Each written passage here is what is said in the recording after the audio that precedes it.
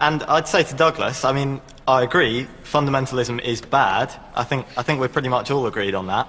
But you didn't really answer the question of why fundamentalists turn on this country specifically as a target. Because they hate this country, and they hate our allies, and they hate the West. And if you don't believe me, listen. At least do them the decency of listening to what they say themselves. Read the Hamas Charter. Read what Mr. Bin Laden says. Read what the Muslim Brotherhood would do in this country. Read it and believe them. Hi everyone, welcome back to the channel. If you are meeting me for the first time, my name is Clevy and it is so nice to meet you. You guys, we have another video before us today, and this is titled School's Question Time.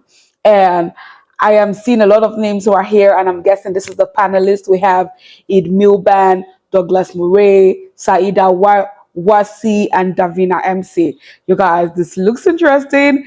You guys recommended this, and so let's check it out. First question tonight. Tom Johnson, please. Has the UK become a terrorist target because of its culture or because of the actions of its government abroad?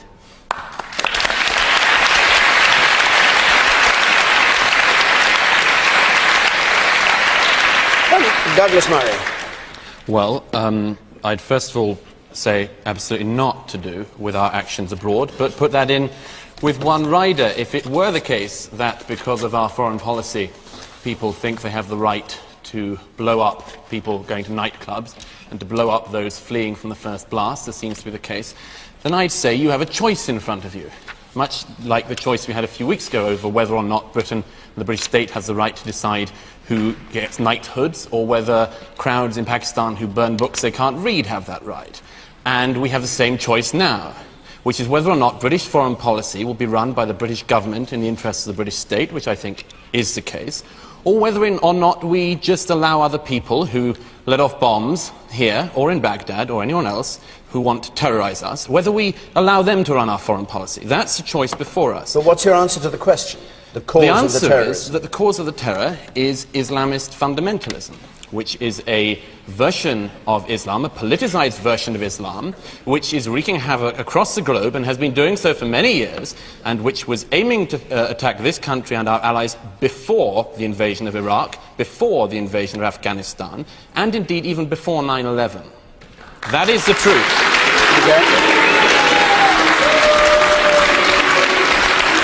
Saida Wasi.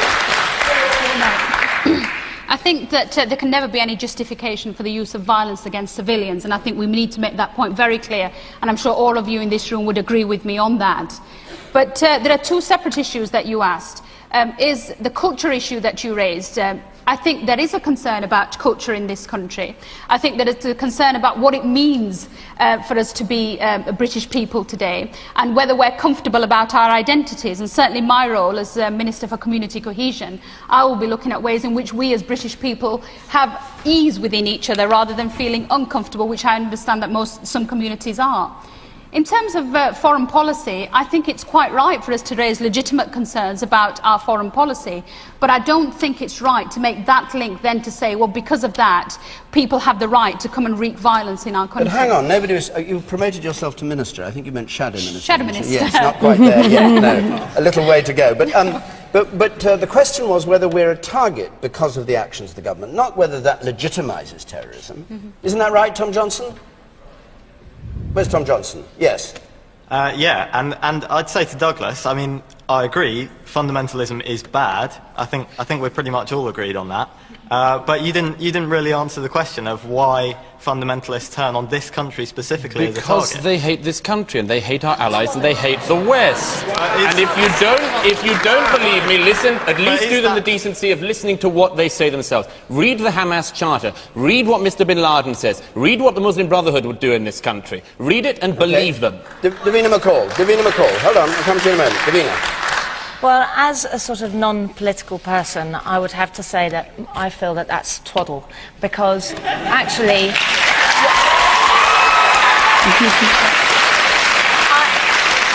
I haven't read the Hamas Charter, and I wouldn't imagine many people here have, but it does seem that hate breeds hate.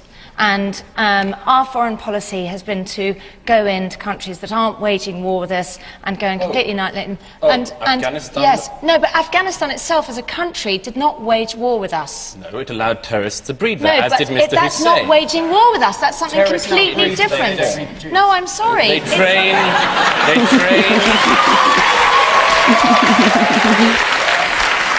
A state which allows training camps, from which training camps they come and attack us in our cities in London, New York and Washington. That matters. How would you feel about diplomacy? Or is that a swear word in your book? Wouldn't it be better, rather than just going and sort of bombing everybody, and our foreign policy, being a complete laughingstock? Well, there is jihad as well, but surely it's hate breeding hate. And at some point, somebody's got to turn around and say, come on, let's all sort of take the woman in green there. I think we have to look at the issue of where does fundamentalism come from. I mean, throughout history, it's always been shown that wherever there's poverty, and basically we've waded into Iraq and Afghanistan and desecrated their homeland and ruined their lives. So no wonder they're turning to these options, because we've taken away their livelihood. So you think it's the war? Absolutely. All right, Charlie Bell. I have to admit, I'm amazed that this hadn't already come up on the panel. The problem with fundamentalism is not simply some people wanting to hurt us because that's the way they're made. I think we are in some way responsible for the way that these people are acting. The culture of this country is a great culture, but we are going across to other nations and we are portraying ourselves as America's sort of very weird ally. And we're going in there and trying to promote our way of freedom, which isn't what they agree with, and we're promoting it in such a vile way that they are looking back and saying, this isn't what we want. Why would we want to have a democratic state like this? We've got to give people options, and we've got to look at the causes of the fundamentalists and not just go, oh, they're breeding in Afghanistan. All right, Who's making that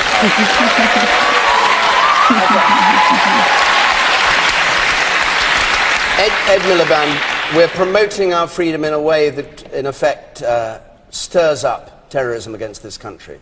I don't agree with that, David. Look, I find it very hard to get into the minds of people who would willingly blow up a whole set of people at Glasgow Airport and at a nightclub in London. And when you read about what the leaders of Al-Qaeda stand for, it is an extremist ideology, which it's not about Western values, it's a whole set of values of freedom and tolerance and liberty that they're against. Now, having said that, it is the case that they use conflicts, like in Iraq, like the situation in the Middle East, to recruit people to their cause. Now, what's the duty on us, the British government? It seems to me the duty on us is to say this is not a clash of civilizations. This is not about different faiths against each other, or different races against each other, or different religions against each other. It is about saying that we care about people around the world and the fairness and justice around the world, whether in the Middle East or elsewhere. And that means that we must step up our efforts on diplomacy in the Middle East and elsewhere. Because we need, in order to win people's hearts and minds, I think, we need to show that we stand for a set of values that all reasonable people can unite behind. But do you agree, to come to the nub of the question, do you agree with the Joint Intelligence Committee that the conflict in Iraq exacerbated the threat from international terrorism and reinforced, I quote them, the determination of terrorists to attack the West? Yes. Are they saying that's in Iraq? Yes. Well, look, there's no Do you agree with that? Yeah, there is no question that in Iraq itself, lots of terrorists are now there, and there are sectarian conflicts in Iraq, and that is posing a threat to British troops. Sorry, by the conflict in Iraq, we must mean the invasion of Iraq by the Americans and the British forces, mustn't we? Well, Iraq has become a centre of terrorism and a centre of conflict. As a result of that action, you think? Well, not as a result of the action, but... centre of that before.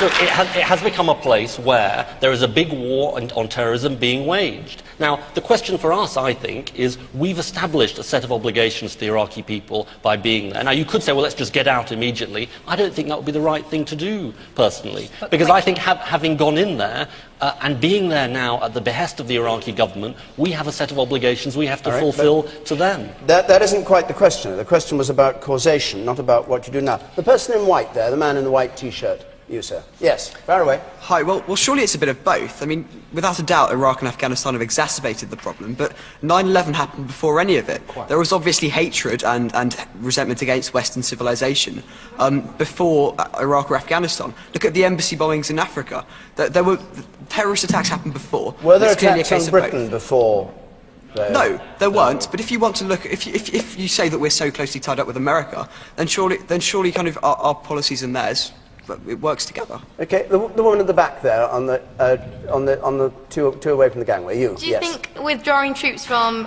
wherever all around the world now is going to resolve anything at the moment if you just bring them back out? Do you not think the damage has already been done? Do you not think that if we are going to withdraw them, then we should have withdrawn them before we started? Do you think they should now be withdrawn? Is that your view? No, I don't know exactly what to do. I think if we take everyone out now, then it's just going to kick off again. But if we don't, then what are we going to get ourselves into? The man in the second row here, you sir. Yep. Are British troops in Iraq there for military reasons? Because there's only 5,000 of them, and I don't think they can fight against 100,000 or 150,000 Mahdi army people. I don't think they're there for military reasons. Well, first of all, we're there for as long as the Iraqi government wants us to be there, which is until the area that they're in is secure, and I think we have to abide by that obligation.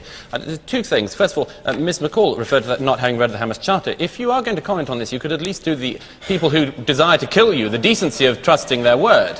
And I can tell you that if the people who are attempting to bomb London and Glasgow and are currently wreaking havoc in Baghdad and across the world, if they had their way, I can assure you your own career wouldn't be going the way it is. You wouldn't be the woman you are. You wouldn't be allowed to do what you do in this country.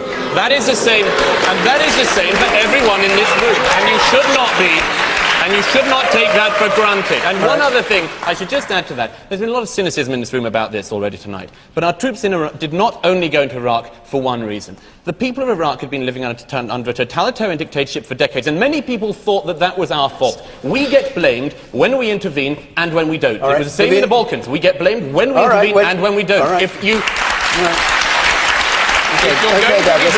right. Davina McCall. I agree that there was a dictatorship in Iraq before we went in, but this dictator, although he was an extremely bad man, did seem to hold the country together in some way. That now that we've gone in, there is complete civil war in the country. But the question is about terrorism in Britain and the cause of it. The cause was that it has been exacerbated by our foreign policy, and what we need now is a quick withdrawal from Iraq to settle it down, quickly withdraw, and I would like a public inquiry, please. I do want to come back. I think I have to take issue with a lot of what Douglas has to say, because we can look at the cause of it, or we can actually say this is a problem that we have here right now, like Ed has said, and how are we going to move forward? And I think the use of the language that you use, Douglas, actually makes it worse, and it makes communities in this country. It makes communities in this country feel as if somehow they're outside the big tent of Britain, and that creates more resentment, which creates bad community cohesion, which means we will never win the hearts and minds to defeat terrorism. Were you opposed to the war? Yes, I was. You were, and remain? I mean, you still feel it was a mistake? My views about the war are very, very clear, and I think it was a mistake. And you agree that attacks on our troops are absolutely reprehensible? No, I don't. Douglas, you kind of make these links. Ed Miliband. You make these links. Ed Miliband, Davina McCall says there should be an inquiry into why the war happened. Do you think there should be an inquiry? I think there will come a time when we need to find a way of learning lessons, not, in my view, when the troops are still there, because I think the concentration has to be on the work the troops are doing to actually train the Iraqi army, to the gentleman who asked the question, in order that they can patrol Iraq as best they can. OK, I'll take one more point here and move on to another question. You say yes, with the spectacles. How do you expect to win the hearts and minds of the Iraqi people and people across the world when it's come out today that one of the main reasons Australia went to war in Iraq was for oil? No, that hasn't come out today. That hasn't come out today, sir. The war was not about oil. If it were, we wouldn't have spent all these billions of dollars in lives and blood and treasure. It was not done for oil. We could have got oil by doing a deal with Saddam like Monsieur Chirac did. OK, let's move on. Right. Whew, that was an intense session. Honestly, my nerdy side comes to play. I was so engrossed in it because I just love things like this. I love when people, go back and forth, arguing, trying to pass their point across, respectfully. Underlining factor, respectfully. Now, you guys remember the last video we did on Douglas Murray, and he said that most of the problems, they have and they're experiencing at the moment are imported problems.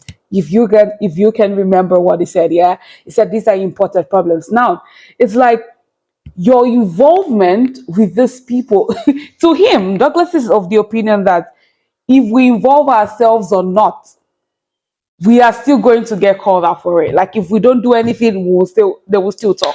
If we do something, we will still talk, right? And the rest of the people were saying, why involve yourself in the first place? Before you guys came in, these people they had the shit together. Like, yes, they were experiencing, dictatorship, but somehow the person was still able to rule and handle the country the way he can. But your involvement of this, just brought out a whole lot of, confusion. And of course, when there's confusion, it leads to different factions. And with that, we're having this unnecessary war. So what do you think? Do you think that they should have involved themselves in in the first place, or they should have just like, this is not my business? Oh my God, everything strings back. You guys remember when we checked out Candace Owens and the Tucker Carlson and Ben Shapiro, issued them. And they're always of the opinion that you doing something is giving problems that shouldn't have been there in the first place. Like, why involve yourself? Let me know if you want to see more on this. I would bring out a part 2 next time or a part 3 next time. But you guys, right now, we have to talk about this right now. What do you think? What do you stand for? What is your own contribution to this issue? As usual, the video starts in the comment section. So go ahead and also be respectful when you're passing your views, because not everyone would. Like you can see, it seems as though the whole hall and the whole panelist is against Douglas. But is anyone exchanging any words? No, we are all just, pointing facts and opinions and all of that.